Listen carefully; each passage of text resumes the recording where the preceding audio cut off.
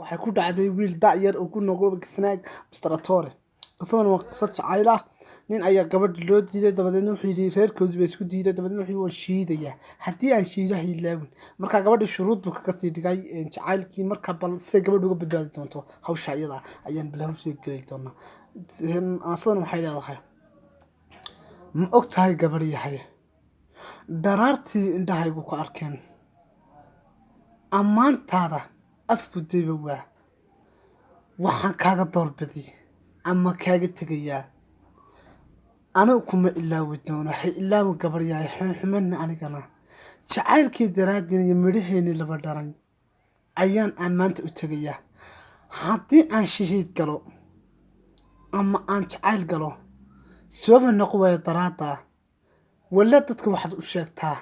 jacaylkeeni inaan u tegay taalla ii samee adna hayga raacin wiil kale hayga doosan wiil kale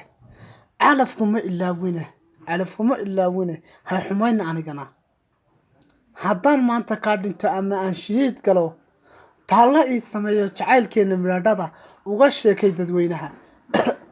ugaba noqo taariikh midhihii jacaylkii iyo taariikhdeena noqo calaamadda jacaylkii iyo iftiinkii adduunyada weligaaba noqo hay ilaawi gabar yahay anigu kuma ilaawi doonee ha guursani wiil kale hay ilaawin aniga ha guursani wiil kale calaf kale ha rajaynin indhahaygu daymada ha ahaadeen taariikhdayda iyo wanaagayga iyo jacaylkayga dadweynaha inaad uga sheekaysid taariikhna aad ku beertid midaasan kaaga tagaya gabadh